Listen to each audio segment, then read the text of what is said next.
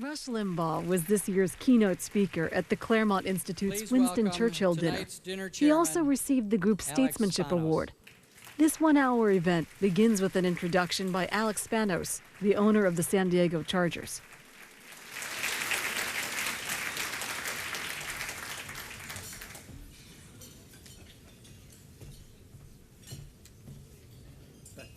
Thank you for that great introduction. Just want to say good evening, ladies and gentlemen, and thank you for coming to this very special event. I am delighted to be here this evening because I just love Rush Limbaugh.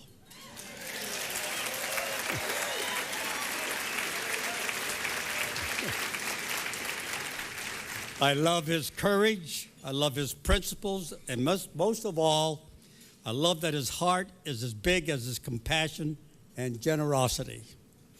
I have seen Rush give of his time and resources to help others many times over. My friends, he is truly one of a kind. Rush Limbaugh's influence on American politics is unrivaled by any other person in the media world.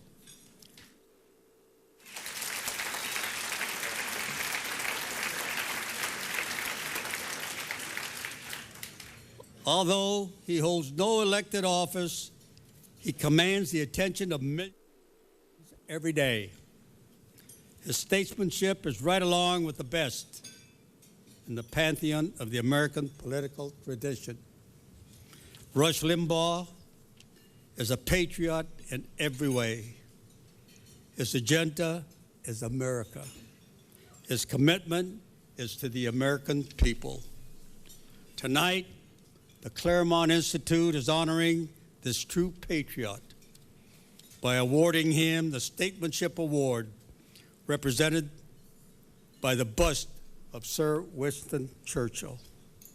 And here, I would like to highlight some similarities between these two great men who were called at different periods of time to hold high the banner of freedom. In 1940, as the world witnessed Nazi oppression and cruelty unmatched in human history, Winston Churchill hurled defiance across the English Channel and refused to surrender the cause of freedom. For Churchill, statesmanship was not only the military and political organization of the British government to meet the threat of Nazi Germany, it was also the teaching and motivation of the British people, as well as people all over the world. In addition to his many speeches and books, Churchill authored over 800 newspaper articles. Churchill was a man who worked tirelessly to shape public opinion in both war and peace, and thereby improve the lot of this country. If Churchill had access to the EIB golden microphone, he no doubt would have used it, and I am certain that Rush would have gladly handed it over. In the same spirit and throughout his career, Rush has also tried to shape public opinion. He has challenged us to think and uphold the principles on which this country was founded. He has advanced the cause of freedom and has promoted the welfare of his fellow men in a most compelling manner. Rush Limbaugh has blazed a trail for others to follow, and they have followed. The standard for the Claremont Institute's Statesmanship Award is high. We honor only those who look up to the strive for the noble principles of justice, right, and liberty. Our guest of honor tonight also shares something in common with Ronald Reagan, Margaret Thatcher, Clarence Thomas, and William F. Buckley, each of whom has received the Claremont Institute Statesmanship Award. On behalf of its board of directors, fellow staff, and thousands of supporters across the nation, I am proud to present the 2004 Statesmanship Award to my good friend, great friend, Rush Limbaugh.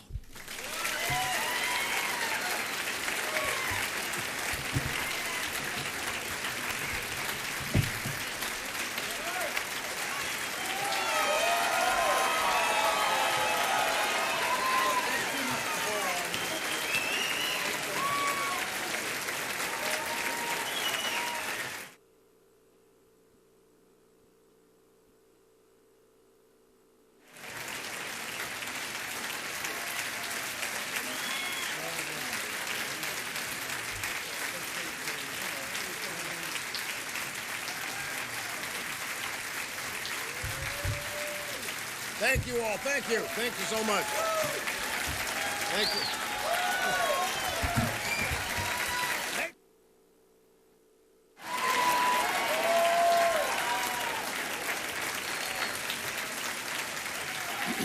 Thank you. Thank you. Thank you so much. It is a distinct honor and a great pleasure to come here tonight. I would have come whether there was no award or not, just the opportunity to address people. I haven't had a chance to do this as much as I would like to lately, and the chance to do so and to be introduced by Alex Spanos is something I would not pass up. I have to tell you a little, by the way, let me look at my watch. I've been given a time limit here tonight, ladies and gentlemen. Well, I have. They said 30 minutes.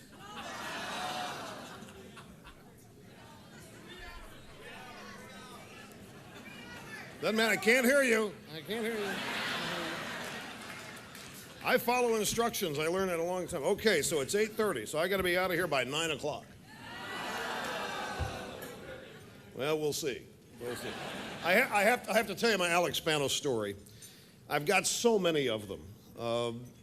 This man has been such an inspiration to me, even long before I met him. His success, his achievement, his character is a testament to how anybody should live their life and structure a family and lead a business.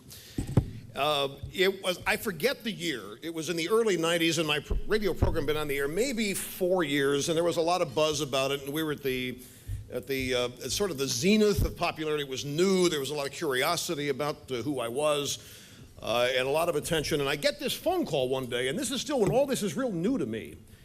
And I'm just doing my job every day, and I'm loving it, and I'm enjoying all that's happening. What is happening with the success of my program is, I mean, I'd hoped for it, I expected it, but when it's actually happening to you, it's humbling as well as awesome. So I answer the phone one day, my secretary comes in and says, Alex Spanos is on the phone. Alex Spanos is calling me? Yeah. So I pick up the phone. And he starts as you just heard him, hey, Rush. He talks to me like he's known me my whole life. Rush, how are you? It's so great to talk to you, man. I've been listening to you for as long as you've been around. I know you were in Sacramento. You're just doing great. Listen, I need to ask you something. And he tried to get me to come out to California to join him on a barnstorm tour of the state for the re-election of Pete Wilson. And I'm flattered as I can be to get this phone call, but I have a policy. I don't go out on campaigns with candidates, because the sad thing is they're going to lose and I'm going to still be around. And, I mean, they have to lose at some point, and my strategy is I'm not going to lose. But there's also this. You know, I'm trying to build a business, and I don't want to say to the advertisers of the country that I'm only interested in half the people in the country. So to be pictured on a stage with a candidate or even an elected official and raising hands sort of would stereotype me in a way that I know, as though I weren't already stereotyped. But that picture, I didn't, at that time, didn't think it was good. So I told all this to Mr. Spanos as respectfully as I could. And his answer was, that's great. I'll send an airplane to New York and pick you up, and we'll just have the greatest time. And I'm sitting, Mr. Spanos, maybe you need, I heard every word you said, and I think it's absolutely fabulous.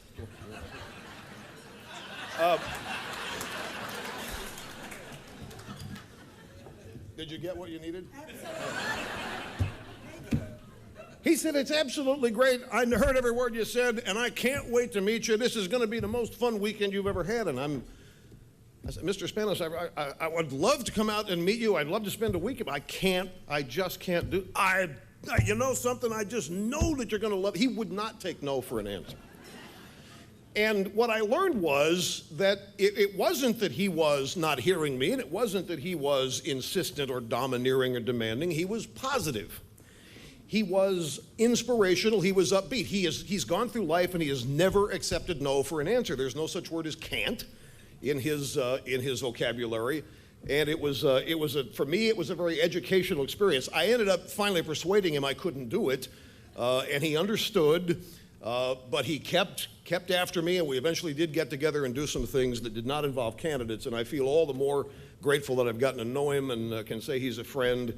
He's just a tremendous individual, and I thank him for coming to introduce me. It was a tremendous introduction. Thank you, Alex, very much. I love you more than you know.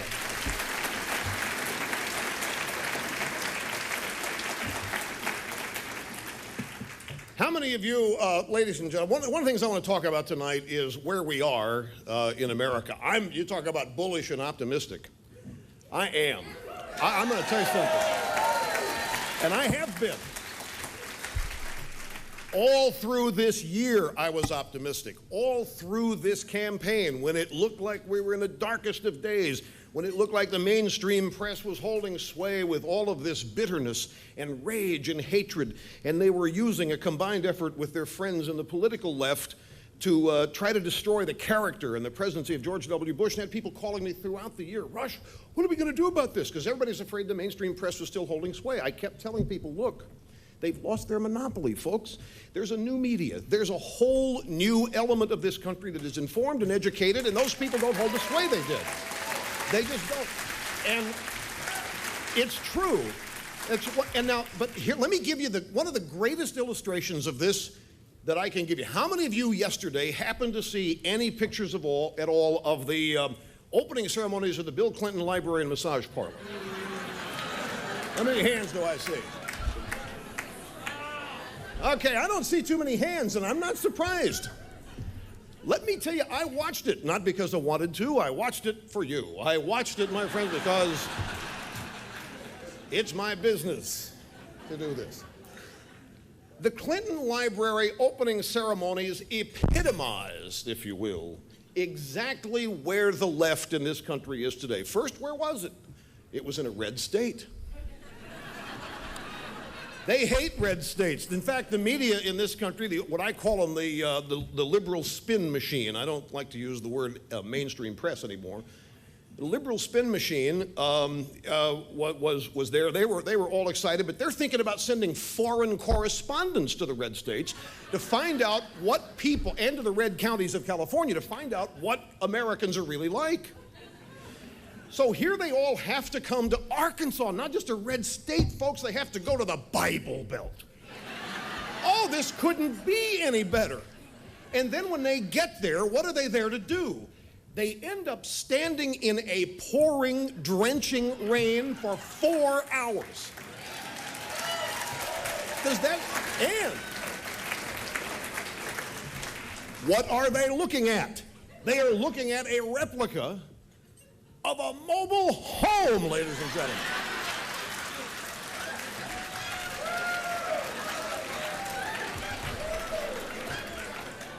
Where did they stay in Little Rock? They stayed at a Comfort Inn. Can you imagine Barbara Streisand at a Comfort Inn?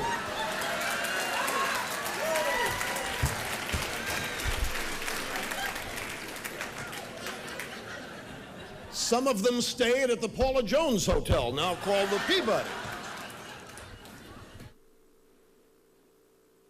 Suite. I mean, it doesn't get, and then when they're watching all these festivities in the rain, they actually were there not because they wanted to go to a red state, and they didn't want to go to Arkansas, but they wanted to go show that their respect for Bill Clinton, and who could question the left's respect for somebody like Bill Clinton. They wanted to show that it was still intact. But the primary, you have to understand that people like Barbara Streisand and I mean, it looked like the Kerry campaign. Where Kerry was there, Terry McAuliffe was there, all these people, umbrellas, red ponchos, folks. It looked like Halloween at an old folks' home. It was just too delicious to watch. They all go there to be seen.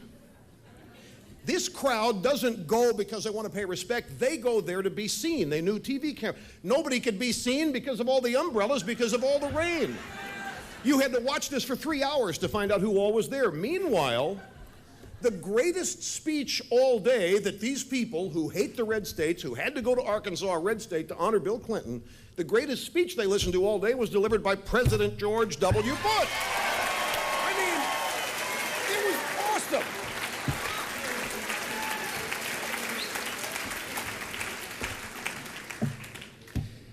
And they were celebrating a guy, Bill Clinton, whose seminal achievements, and there were two.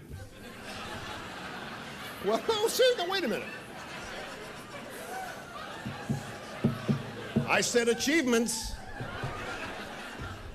You know, this laughter is letting me know where some of your minds are tonight, because I'm not going there. There were two seminal achievements. Now, you got to keep the whole picture now. You got these people, they've stayed at a Comfort Inn or the Paula Jones Motel. It's pouring rain. Nobody can see them. They're under umbrellas. They're looking in a red state at a double-wide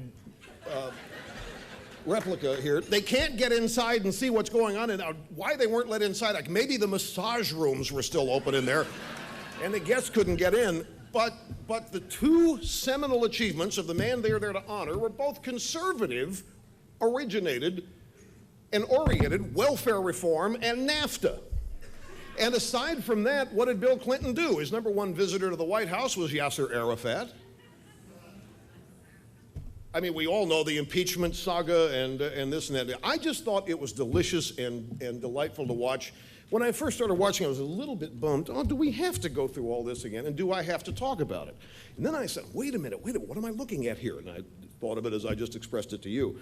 The night before, you know, all the media went down to the mainstream press, the liberal spin machine. No, they couldn't wait to get down there to talk to their boys. That whole event, folks, I have to tell you, epitomizes another thing about the left. They can't look forward. They see no future. They can only look back. They go back there, they want to relive the 90s. Oh, how wonderful the 90s were.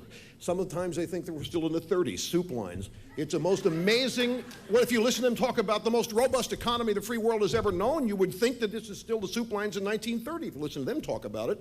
The sad thing is they were hoping for that to happen. What do you say about a political party which set itself up politically in this way?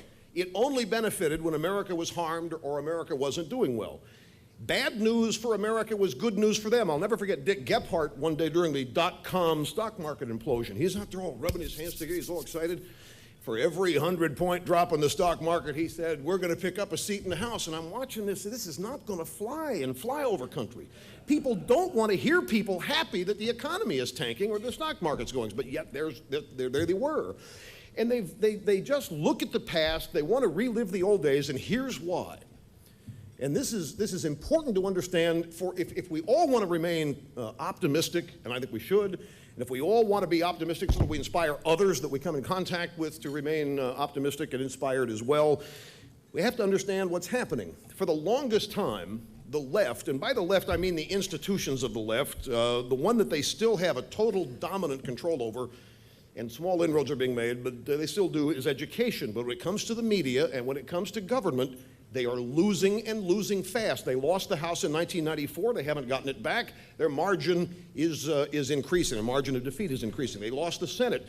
Here's another thing about this thing in Little Rock. Here they're celebrating a guy who single-handedly has done this to the party. I'm waiting for one Democrat to realize what Bill Clinton and Hillary Clinton have done to the party. They go to Washington from Arkansas, try what they try, and the party goes downhill. They can't win elections. They can't persuade the American people to have faith in them or confidence in them. Meanwhile, the Clinton stars are rising. Hillary said to be the presidential candidate in 08, and Bill can't stop telling us how rich he is, you know, with his tax increases or cuts or what. No, it's amazing.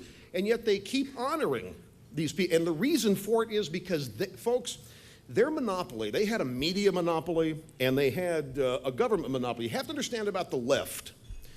The left is empowered primarily, and I won't say only, but in a majority way, the left is empowered only when they control government because that's the element, that's the instrument of the execution of their power. They believe in big government. They don't have faith in individuals. They don't have faith that people can overcome the obstacles that are placed in front of them in life. A liberal, by definition, needs as many people in need to government as possible. But it's hard to do that when you don't control government. It's hard to do that when your opponents are trying to de-emphasize the federal government's role in everybody's life. I say trying. There's a long way to go, we all know, but at least the liberals are not in charge of it. They can't come to grips with how to change where they are because they're institutionally attached to where they are, but there's another reason for it. During this period of time where they had their monopoly, they were never challenged. They would go out, their elected officials, their candidates, their party leaders, whoever, their civil rights leadership would go out and say whatever they wanted to say, and the mainstream press would just be the echo chamber and repeat it. And there was no challenge to it. And as such, they got fat and lazy and assumed that they represented the whole country. But going back, I mean, you can go back to Goldwater, you can go back to Reagan, and we all know where the roots of conservatism go. You can trace it to William Buckley. But for 40 years in this country, there has been a quiet anger that builds over the unfairness and the mistreatment of half the people in this country because of their political views, conservatives. And they have been stoking up anger. And in the process of all this, very slowly but very, very surely, people on the right have been learning how to debate the left in the arena of ideas and win. All this time the left had its monopoly. They didn't have to debate anybody because they didn't allow opposing points of view to get credibility. Conservatism or libertarianism, anything other than liberalism, was impugned, it was laughed at, it was criticized, it was discredited as best they could. And it was to the point where many conservatives were afraid to stand up publicly and proclaim what they were because they didn't want to be laughed at. They didn't want to be impugned. But all the while, this nevertheless was happening. We on the right, long before I came along, I mean, you look at people like the Claremont Institute and others, there are people that are doing great work in the basements of these places, theoretically speaking. I mean, by that I mean nobody knows who they are. They labor in anonymity, but they do what they do because they love it. But more importantly, they do what they do because they believe it. It's in their hearts, it's in their souls, and they firmly believe it, and they love their country. In the case of the good people here at Claremont, they are devoted to the founding principles of this country. They are devoted to the Constitution. The Constitution is constantly under assault by people on the left who think that it should be a living, breathing document that to be bent and shaped and formed and flaked to accommodate whatever decadence, indecency, or desire people who have no guardrails in their lives wish to have embodied in the Constitution. It is a way to normalize things that other people say, no, that's not normal, and we ought not normalize it because it's going to tear down the very roots of our founding. And if it weren't for people like Claremont, and I don't want to go overboard here, but I must tell you and be honest, there are a lot of people who have helped me in immeasurable ways become what I have become because they've enabled me to learn. I've been able to read what the people here at Claremont write, other institutions and think tanks. They have been doing great work behind the scenes, but they haven't been doing it for fame, and they haven't been doing it for applause. They've been doing it because they care about it. I've been fortunate enough to come along to benefit from all of this learning and all of this knowledge, and I absorb it, and I've come up with a way to make it understandable to people, and I get a lot of credit for it that I actually don't think I deserve, although I'm willing to take it. No, I think the point is that people like those here at the Claremont Institute are all over this country and have been working for decades and years in many cases. And it has served to inform, but more importantly, educate people so that where we are today in this country is the left never having had to be challenged, never having to explain why they believe what they... In fact, the left doesn't even want to be judged on the results of their programs. Look at welfare reform, war on poverty, abject failure. The whole Great Society, affirmative, all these things, abject failures. You can't talk about that with them, though. What they say, no, don't judge the results. We want to be measured by our intentions. We are good people. We have good intentions. Okay, good intentions, yippee. What are you doing to solve the problem? Your programs on the left are sustaining problems. Welfare, the safety net, the welfare state, the war on poverty, sustained poverty. And it imprisoned people. It gave people the false notion that they didn't have to take care of themselves Or worse than that, that there were people who could take better care of them than they could themselves. And it was people like Democrats in Washington and everywhere else.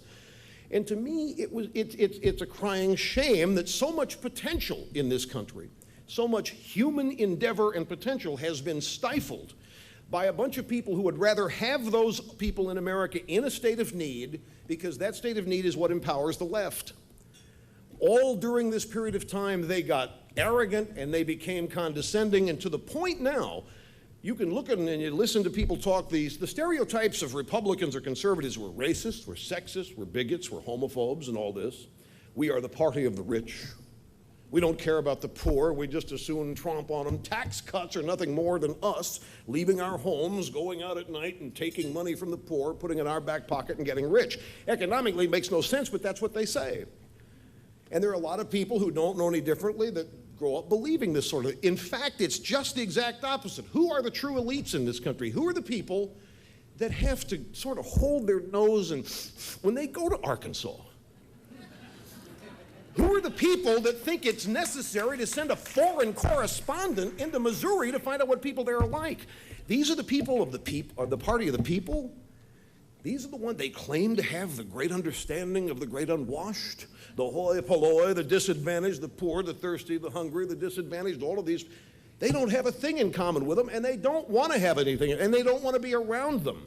John Kerry,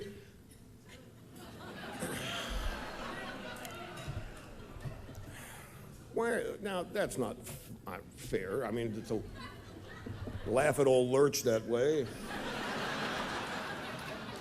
Just because I mention his name. And here's a guy who, his first wife, very wealthy. Hey, good going, John. Second wife, even wealthier. The first time you say, okay, luck, good opportunity. Second time, it's calculating. Yeah, had he won, he'd have been the wealthiest American in the history of the country to be president, or his wife would have. But still, yet these are the people who claim, here's John Kerry who wants to go hunting 10 days before the election in Iowa. Puts on some camouflage jacket like Johnny Carson used to on The Tonight Show. And he goes purposely, I think it was a Walmart or some sporting goods store to get his hunting license for the day. Did you hear what he said when he walked in there? Could I get me a hunting license here? Now, you laugh about this, and it is funny, but he doesn't speak that way. And if it was his choice, he wouldn't go into Iowa. The only time he goes there is to flip flapjacks during the primaries. But going into Iowa, that's something he wouldn't do on his own. Certainly go hunting, pure photo op. But he says, can I get me a hunting license here? What does that say? He's trying to relate, folks. He's trying to relate to people. That's what he thinks goes on in the hunting community, that they talk that way. And this is typical of much of the left. They become so arrogant and so condescending and so elitist that they make this great pitch that they care about the great unwashed and they have all their interests at heart, but they've lost total touch with them. And the great thing that's happening is that the so-called party of the rich, the Republicans and the conservative movement, was supposedly insensitive and no compassion whatsoever. Look who's winning elections and look who's voting for them. It's exactly the people, and it's in almost every constituency group you can say. There's some exceptions, but more and more people who used to traditionally vote Democrat are beginning to vote Republican for this very reason. And this was all going on during this campaign season. And one of the things that enthused me, we had a campaign here, and I'm 53 years old, and I know that there were dirtier campaigns back in the days of the founding, the 1800s, and Lincoln had to go through just torture when he ran for re-election. And you go back and you look at the media in the 1800s and the founding days, and it was all National Enquirer type stuff. I mean, it's been worse, and that's another great thing to remember. But still, everything's relative. In our lifetimes, I don't remember any. I thought they hated Ronald Reagan until George Bush came along. But it's irrational. It's a seething rage that made them totally lose touch with reality. They started believing in conspiracy theories, and they launched the most vicious, hate-filled campaign I can remember in my lifetime. 4 times, folks, they investigate a nothing story about the president and the National Guard. They get so frustrated that they actually used forged documents at CBS. No, seriously, I know it's funny now, but at the time, you remember how mad everybody, forged documents. And nothing's, people still ask me today, what about Dan Rather? How come Dan Rather hadn't been fired? I said, look, it's probably better that he wasn't. He had a greater punishment having to work election night, report those results, folks. And what goes around comes around. But I'm sure many of you during the campaign, even before the afternoon of the first wave of exit polls came out, I'm sure that many of you felt depressed. You'd watch the news and, my gosh, no, and the president wasn't fighting back. And this is a key point. The president wasn't fighting back. And we're all saying, well, if the leader isn't going to fight back, what do we do? We can't carry the campaign. What do we do? And it just got more and more depressing. People would call my radio program and just recite for me chapter and verse what they'd seen on the news. And I remember the whole year, I was getting frustrated, and I would tell people, folks, don't worry about it. Don't worry about it. For one thing, there's a new media, and it's not just me. There's all kinds of talk radio hosts. There's Fox News, the internet, the blogging. You've heard all about it, but the left doesn't have that monopoly anymore. They're never going to get it back. We're in the midst of a seminal historical shift in this country.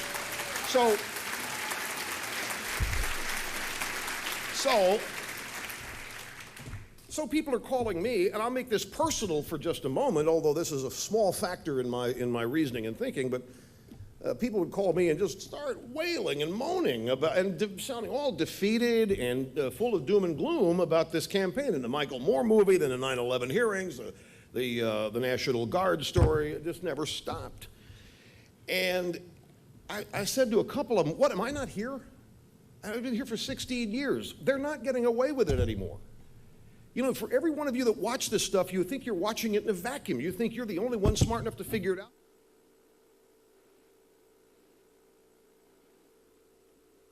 What won in this of the president, and it's key, he didn't run around and say, I'm moral, I'm decent, I'm a man of character. He didn't have to. It spoke for itself.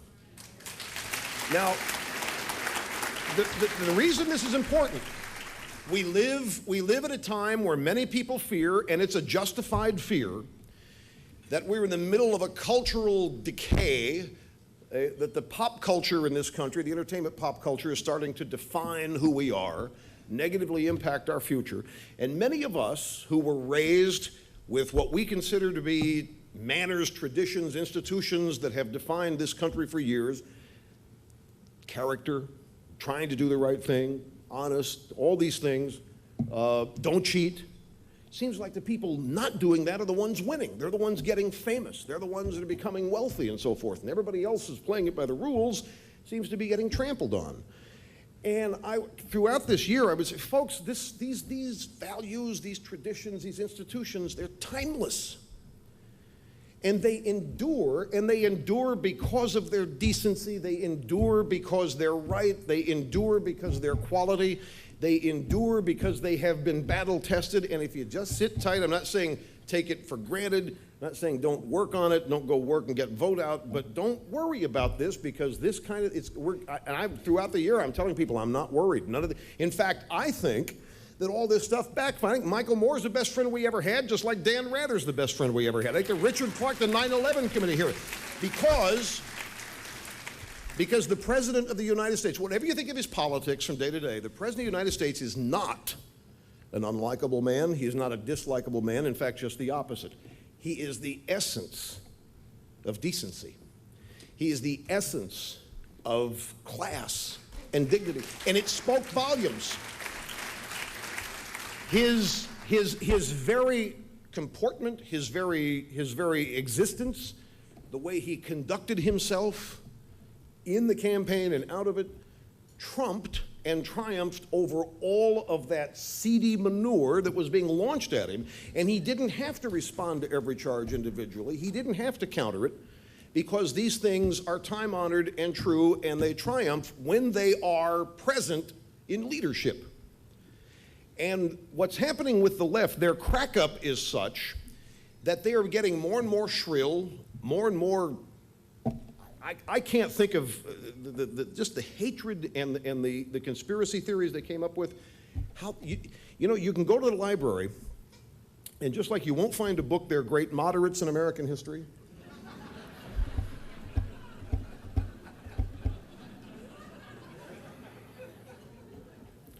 Sorry, David Gergen. You also will not find a book called Great Haters in American History. It's not there. And you know why? Hate. You may collect some people around you that also hate. You may get some people to be motivated for a while, but you don't build a movement on it. You don't build a lasting movement of quality that endures on hatred or on rage or on paranoia or on conspiracy theories. You just don't. And I was confident that this was going to happen throughout the campaign, and if I had to, I could produce radio transcripts to show you. Now, there were times I was worried. I mean, I'm not trying to say that I was never, ever disturbed by any of it. That last week when the New York Times hit with this phony missing explosive story from Iraq, you know, these things that happen late in the campaign, you're never sure about. The first wave of exit polls, again, another fraudulent attempt to affect the outcome of an election.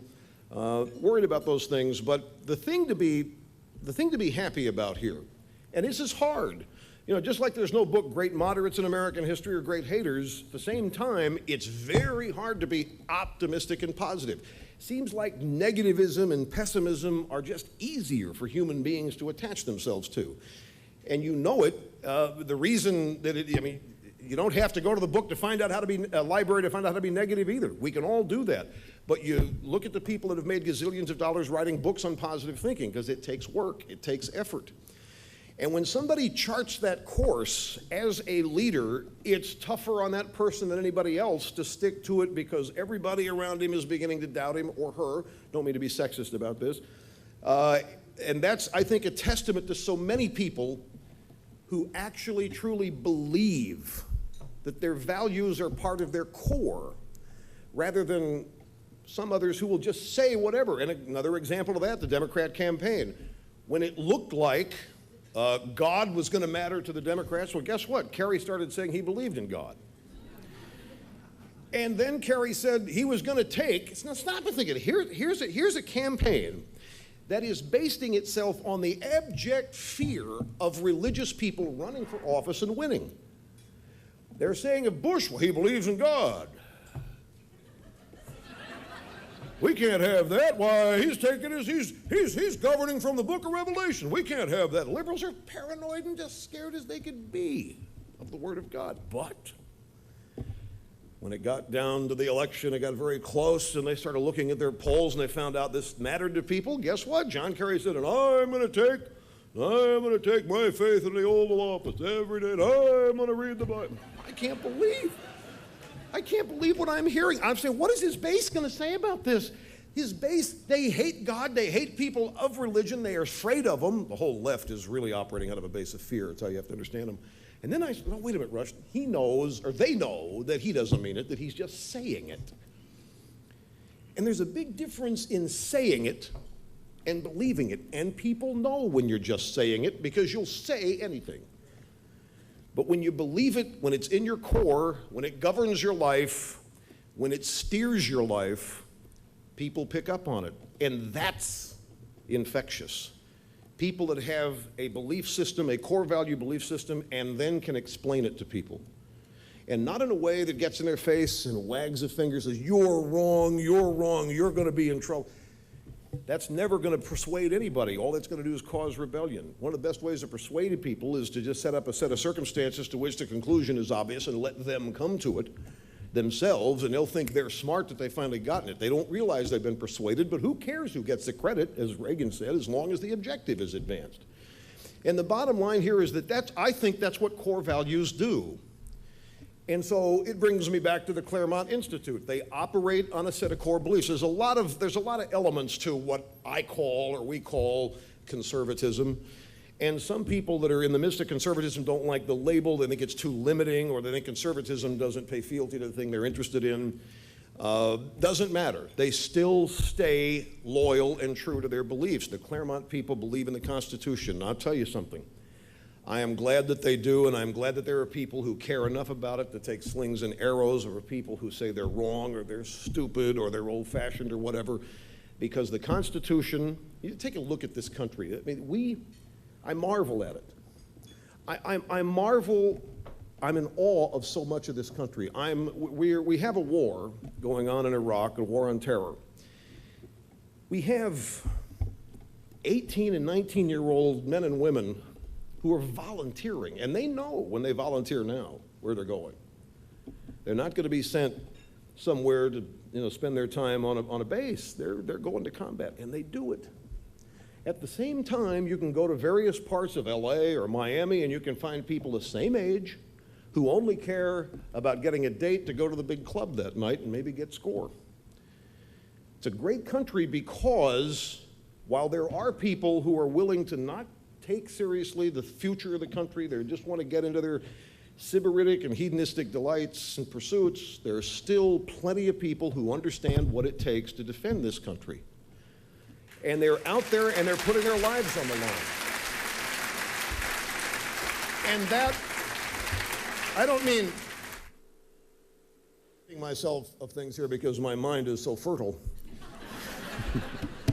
But that's another thing about the campaign. I mean, the Democrats are people who say that they support the troops, and they don't.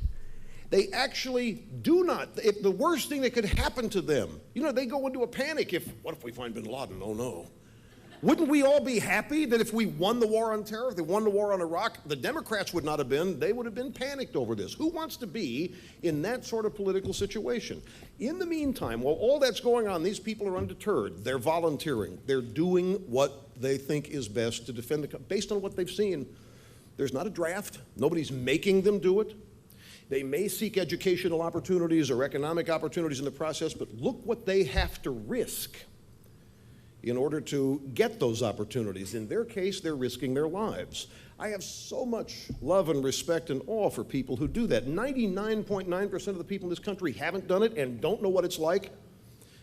And yet we have to listen to them get tarred and feathered whenever there's a camera crew that catches combat scenes, and we want to make criminal combat scenes that occur in Fallujah or in a prison. It's a disservice to them. But it's not just people in the military. There are people throughout this country who have a great understanding of where it came from and what it is that makes us great. I mean, folks, look at it this way. We are, 230 plus years old, whatever the numbers are. There are countries and cultures that have been around hundreds and hundreds and hundreds of years longer than we have, and we run rings around them in every which way you can imagine. Not just educationally, not just culturally, but we do it in science. We do it in medicine. We do it in high tech. Now, a number of other countries, because they're sending their kids here to be educated, are beginning to do the same things, but this is the engine of all of that, this country. Now, are we different human beings than people in France? I'm beginning to think that we are, by the way. But we're not. I mean, what is it? What is it that makes this country so great? It's not that we as human beings are special. It's not that we as human beings are better than anybody else. The reason this country is great, and the reason it always will be great, or how it will remain great, is because our founding documents, the Declaration of Independence, Constitution, both acknowledge the source of our freedom, and that is God, a creator. I couldn't believe it. President Bush got in so much trouble from the left in the campaign when he said that freedom and democracy are in every heart. Can you believe people in the world who actually, no, freedom is not for people in the Middle East. They don't understand it. There are people in this country who believe that freedom's not fair. When the Soviet Union fell, we had people in this country worried, oh, no, that ain't gonna work. They're so used to being taken care of, they can't fend for themselves. Who are we, or who are the left in this country to deny anybody freedom? How in the world, I remember in the 80s, I'm up in Sacramento, and we're talking about beating the Soviet Union, and the left's, one of the favorite arguments is, we can't go impose freedom on those. Freedom is not an imposition. Freedom is the natural yearning of the human spirit, given to us by our Creator. There's nothing men can do but snuff that out.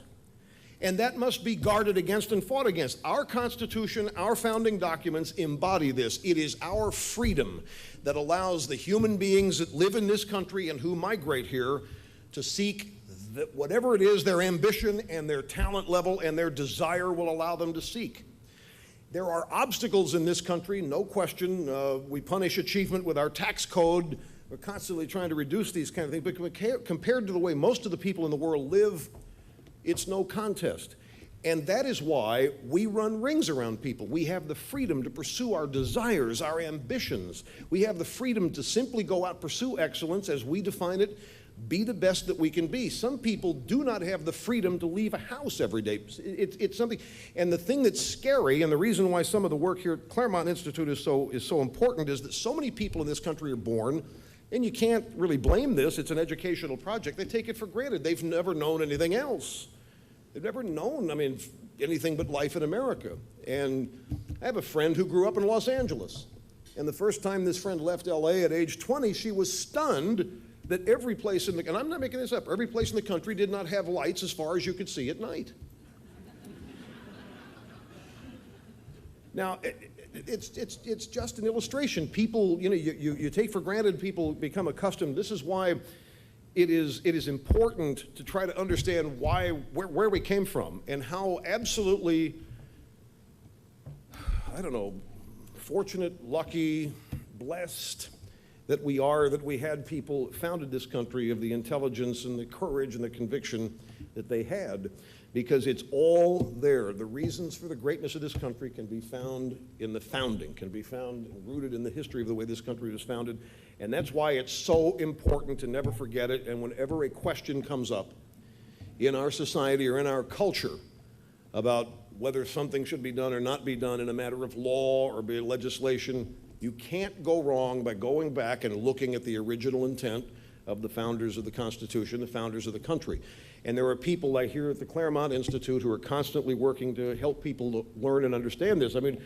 John Silber, who used to be, maybe still is the president of Boston University, did a study of high school textbooks in this country. And he found that the greatest reference to Lincoln he could find in the two most widely used textbooks was a paragraph in the public school system. The latest textbook on history in the public school system has 2 chapters on Bill Clinton. But this is all going to be overcome. It's going to take a long period of time to do it, but the process is taking place. That monopoly that I talked about earlier, it no longer exists.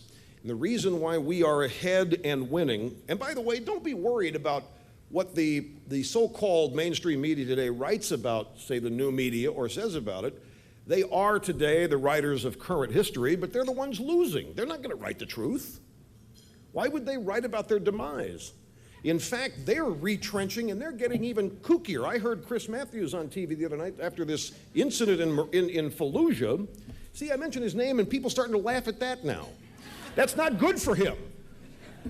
He was asking, I forget who his expert guest was. It might have been a CIA agent. And Matthews said, well, if we were a decent country, do you think we could make a deal with bin Laden? Now, he wasn't saying things that extreme before the election. There's a retrenching going on. They refuse to admit that they're wrong. They refuse to admit that they've made mistakes. It's everybody else's stupidity for not understanding how brilliant they are. And so they're worried about, well, what do we have to do? I remember I was doing election night 2002 with Brokaw and Russert on NBC. And of course, that was a huge midterm shellacking, and it was much the same that happened this year. The Wellstone Memorial was one of the things that doomed them in that campaign, just like this whole campaign doomed them. And I remember Brokaw said, well, what do you think the left has to do, Rush, to improve? I said, well, I disagree with what I'm hearing tonight. They think they're not getting their message out. They are, and they have been for 30 years, and everybody knows what they believe now, and that's why they're in trouble. But yet they don't think that. They think they're not getting their message, so they're going to go further left to get more extreme. But just, be optimistic and because you'll never know how many people you'll influence, people that you don't even know, people that hear you talk or see your attitude, wherever you are, outside your family, will be influenced by it. You don't know how powerful it is. Well, maybe you in this room do, because you're watching and you pay attention to these events, but it is infectious. And there are all kinds of reasons to be optimistic. Now, this is not to say be blind, put your head in the sand and don't admit where there are problems. It's just that we are Americans. We can fix it.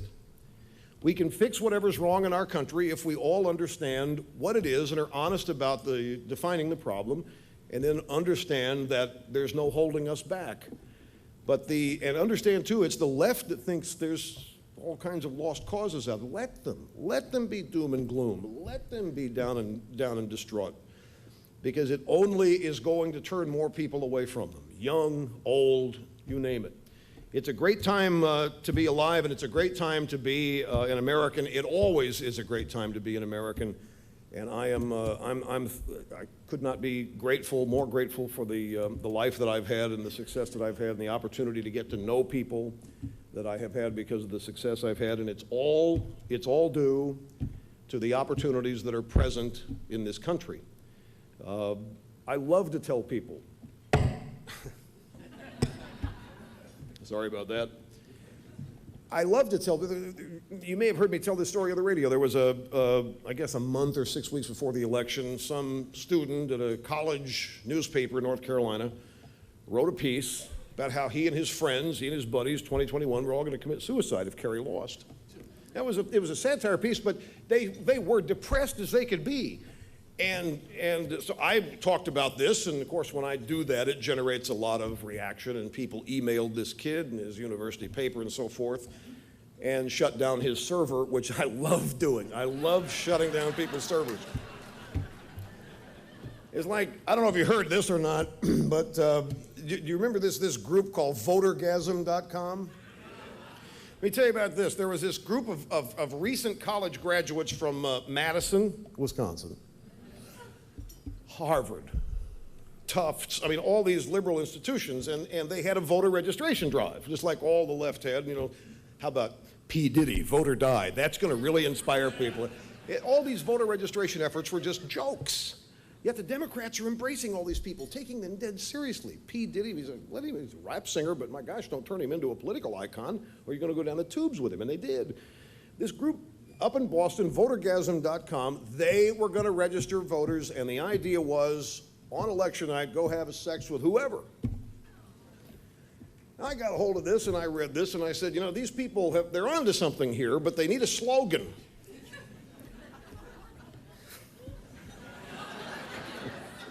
I just love helping kids.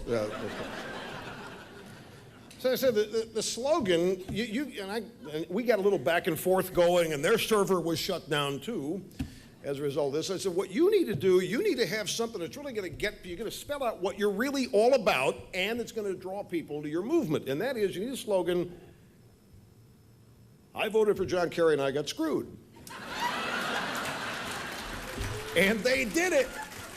They did it. And they did the same thing. They did the same thing with Bush, the same kind of slogan. But these groups, ladies and gentlemen, were out there and engaging in all of this activity that it was just flapping in the breeze and not really accomplishing anything. And they thought they were doing a lot because they were involved in the political process. So I think that this is a country that offers tremendous opportunity, great growth potential for anybody who wants to advance themselves. And the great thing here is that anybody who does want to take initiative can go much farther. This kid that called me from this North Carolina, he finally called after I sent him or he got all these emails, and he called me up and he wanted to talk to me about it. I said, you know, I want to talk to you man to man. I don't want to argue issues. You're a liberal, I'm conservative. I don't want to do that. I said, would you tell me something seriously? You're only 21. You're going to win some elections. You're going to lose some elections. What do you mean even being satirical about committing suicide? Well, you know, we're just all going to be so depressed. I mean, our whole future's wrapped up in this election. And I said, don't be silly.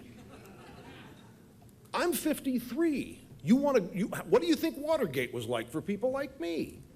We didn't go commit suicide. We kept fighting for what we believe in. You're going to lose too many elections to start acting this way. You know what? It's your party making you feel this way. They're making you think life isn't worth living unless one of them wins the presidency.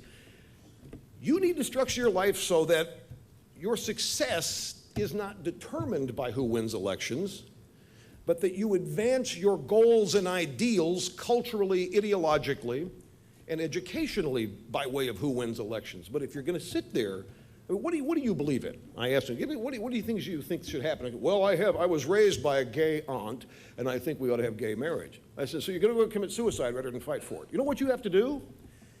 If that's what you believe in, and he named a couple other things that were on par, if that's what you believe in, you're never going to accomplish it by committing suicide or getting depressed or getting down in the dumps. What you have to do is go fight for what you believe in and try to persuade as many people as possible to agree with you. You live in the greatest country on earth. You can have some of the most profound success a human being in this world can have. You can make a bigger difference than most human beings in the world can have. And listen, you're talking about depression and making jokes about suicide. And he said, nobody's ever talked to me this way before. I said, I'm not surprised. I mean, but look, I disagree with everything you're saying. And I would oppose you every step of the way. But you're going to make it easy for me. I'm not even going to have to oppose you. You're going to go get depressed. You're going to go get in a funk. And you're going to get all worried. You need to fight for what you believe in and try to persuade people in the arena of ideas. Don't go make a bunch of phony documentaries. And don't go try to get trumped up charges against an opponent. Actually try to win elections. We've been doing this for 40 years, I told him, those of us in the conservative movement. And it didn't happen overnight. And it's never going to be over. And we can't ever forget what it took that got us where we are. I think one of the mistakes after 1994, frankly, was that too many people made the assumption that, okay, the country's gone conservative. That's it, liberalism's over. And we stopped teaching, and we stopped explaining what we believed and why it was important. And that's not going to happen this time because a lesson's been learned. In the process, we're going to be aided because the left is like this kid, depressed and down in the dumps and getting more shrill and distancing. But they're talking about actually leaving the country, marrying Canadians so they can immigrate. I say go. Go. It's unbelievable. So to me, I hate to be repetitive, but when I stop and think about it, I'm just in constant awe of this country and what we've achieved and what the potential here is. My grandfather lived to 104. He was born in the mid-1890s. He worked till age 102 as a lawyer. And look at what he saw. There were no phones, there was no electricity. There was nothing. He lived through a century that saw some of the most dramatic change in the human race ever known.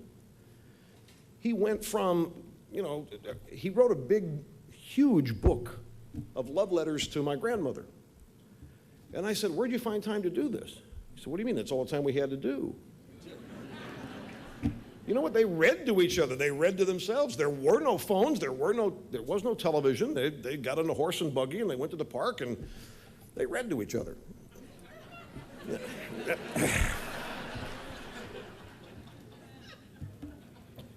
But he grew up and thrived. I mean, he never learned to use a computer, but he mastered a remote.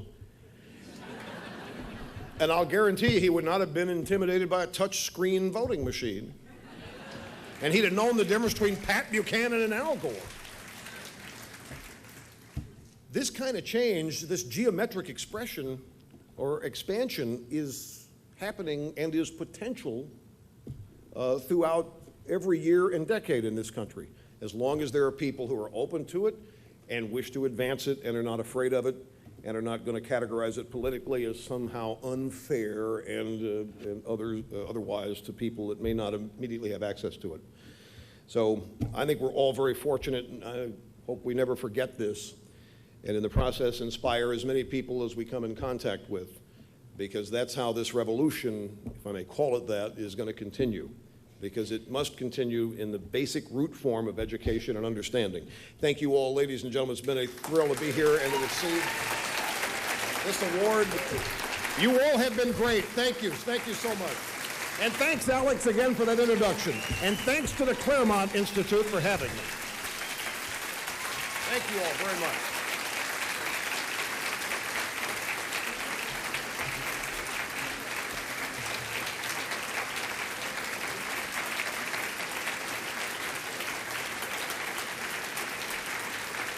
Thank you so much.